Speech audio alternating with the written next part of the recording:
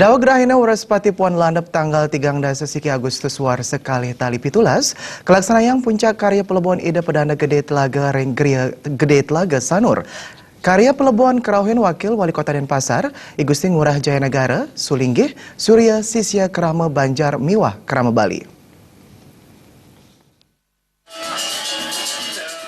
Ide pedanda gede telaga sampun munggah pina kenabe meduena nak sia diri selingge lebar yang yusan ide sane kaping pitung dasa sia warsa tawakale sase sane sapulindang. Dodonan pemargin bicara kekawitan antuk pemargin pebersihan melas pas kembul mesiram ngeleletin ngeringkas ngajum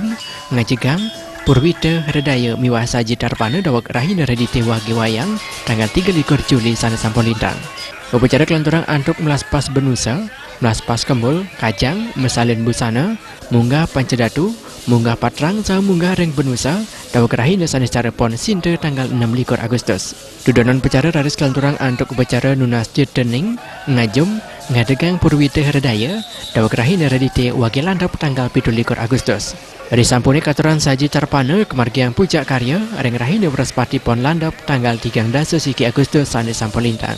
Tiosan pindah ke Cina Bakti Mancang Anak Lingsir, karya pelebon puniki dalam berjantan ketujuan Mandalayon Ida, Sain Geles Muali Ring Panca Mahabuddha. Menurut Manggala karya Ida Bagus Oke, kesarangan keponakan Ida Bagus Madiparta, karya sana kambil wanta utama yang utama, antuk mesrana ngaut patrang mediti mahmah kebo.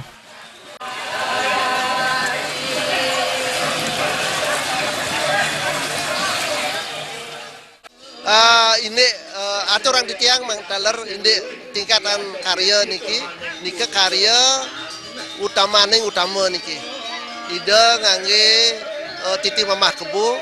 taler maut patrang anika tingkatan karya nggih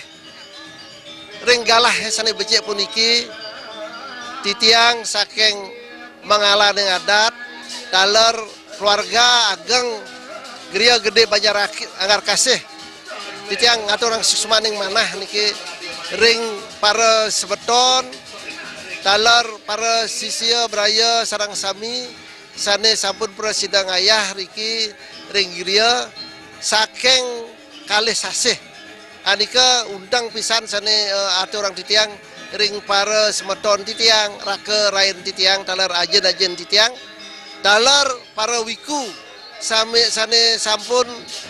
kaaturan talar ida talar sane muput titiang madue karya titiang talar denten lali ngaturang sukseman yang mana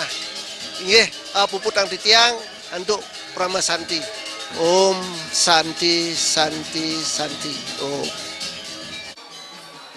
Puja karya pelebon keduluran untuk bicara atetangi asa sapuhan merisuda bumi ring tunon ngardi tita pengarap areng merajan kantor sering bicara melas pas pemereman petulangan lembu balai pebasmian pancerengge wiaden tak